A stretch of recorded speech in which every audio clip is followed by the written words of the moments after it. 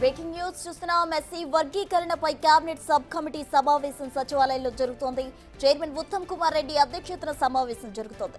Sub committee vice chairman Damodar Rajanarasimha, సభ్యులు మంత్రి పొన్నం ప్రభాకర్ సమావేశంలో పాల్గొంటున్నారు.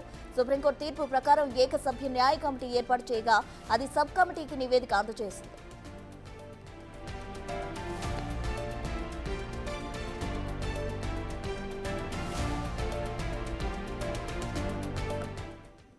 ఎస్సీ వర్గీకరణకు సంబంధించి కేబినెట్ సబ్ కమిటీ సమావేశం సచివాలయంలో జరుగుతుంది. పూర్తి వివరాలు మా ప్రతినిధి హరికృష్ణ ఫోన్ లైన్ లో అందించేందుకు సిద్ధంగా ఉన్నారు. హరికృష్ణ, ప్రసన్న రాష్ట్ర సచివాలయంలో ఎస్సీ వర్గీకరణకు సంబంధించి కేబినెట్ సబ్ కమిటీ సమావేశం జరుగుతుంది. ఈ సమావేశానికి ఎస్సీ వర్గీకరణపై ఏదైతే సుప్రీంకోర్టు ఇచ్చిన తీర్పుకు అనుగుణంగా రాష్ట్రంలో దేశంలోనే మొదటి వర్గీకరణ అమలు చేసే రాష్ట్రంగా తెలంగాణ ఉండాలని ముఖ్యమంత్రి రేవంత్ రెడ్డి అసెంబ్లీ సాక్షిగా సుప్రీంకోర్టు తీర్పు వెలువచ్చిన 2 గంటలకే వర్గీకరణ అమలు చేస్తామని హామీ ఇవ్వడం జరిగింది.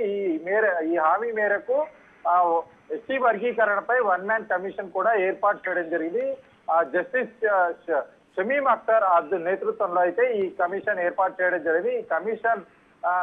ఈ కమిషన్ దాదాపుగా రాష్ట్ర వ్యాప్తంగా కూడా 8,000 అభ్యంతరాలకు సంబంధించి కుల సంఘాల నుంచి అభ్యంతర వినతులు తీసుకోవడం జరిగింది. అంతేకాకుండా ఎస్సీ సామాజిక వర్గానికి సంబంధించి ప్రజలు ఏ స్థాయిలో ఉన్నారు, వాళ్ళ జనాభా ఎంత, ప్రస్తుతం ఉద్యోగాల అవకాశాలు ఏ విధంగా ఉన్నాయి, ఉపాధి అవకాశాలు ఏ విధంగా ఉన్నాయి, అంతేకాకుండా విద్యా సంస్థల్లో ప్రవేశాలకు సంబంధించి అవకాశాలు ఏ విధంగా ఉన్నాయని చెప్పేసి సుదీర్ఘంగా చర్చించడం జరిగింది. కమిషన్ పూర్తి నివేదిక తయారు చేసి సబ్ కమిటీకి అయితే కాసేపటి క్రితమే సబ్ కమిటీకి అయితే ఈ నివేదిక సమర్పించడం జరిగింది.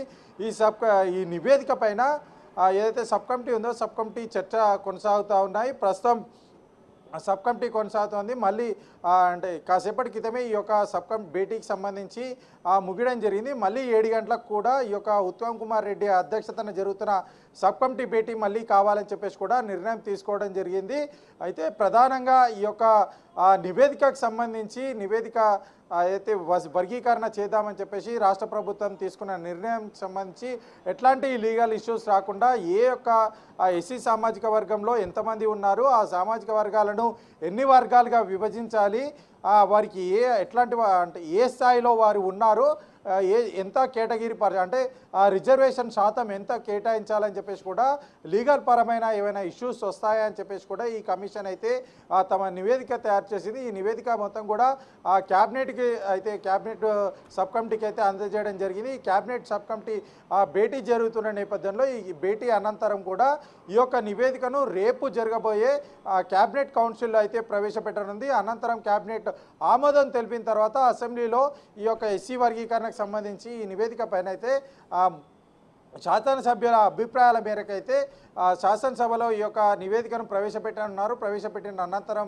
ఎస్సీ వర్గీకరణ అమలు చేస్తామని చెప్పేసి కూడా ఇప్పటికే ప్రభుత్వం చెప్తున్న పరిస్థితి అయితే ఉంది. రేపు ప్రధానంగా ఎస్సీ వర్గీకరణకు సంబంధించి అటు బీసీల రిజర్వేషన్లకు స్థానిక సంస్థల్లో 42% రిజర్వేషన్ కల్పిస్తాం. ఈ రెండింటికి సంబంధించిన నివేదికలు కూడా రేపు రాష్ట్ర అసెంబ్లీలో అయితే క్యాబినెట్ జరగబోతుంది. ఈ క్యాబినెట్లో ఈ 2 నివేదికలపైన చర్చ జరుగుతాయి. చర్చ జరిగిన అనంతరం శాసన మండలి కానీ శాసనసభ 2 అసెంబ్లీలో మొత్తం కూడా ఈ యొక్క శాసనసభ సభ్యుల అభిప్రాయాలు తీసుకొని ఆ తర్వాత అయితే తీర్మానం ప్రవేశపెట్టున్నారు. ఈ విధంగా ముందుకెళ్లే ఎస్సీ వర్గీకరణ అమలు ప్రభుత్వం కీలక దశ చేరుకుందని కూడా చెప్పవచ్చు. ఎస్సీ ఎప్పటి నుంచో కూడా ఎస్సీ సామాజిక వర్గానికి సంబంధించి చాలా వరకు కూడా వర్గీకరణ జరగాలని చెప్పి పెద్ద ఎత్తున పోరాటం చేస్తున్న నేపథ్యంలో కాంగ్రెస్ ప్రభుత్వం వారిని గుర్తించి ఈ యొక్క వర్గీకరణ చేస్తామని హామీ ఇచ్చి ఈ మేరకైతే తుది దశకు వర్గీకరణకు సంబంధించి తుది దశకు చేరుకుందని చెప్పవచ్చు. Thank you Harikrishna.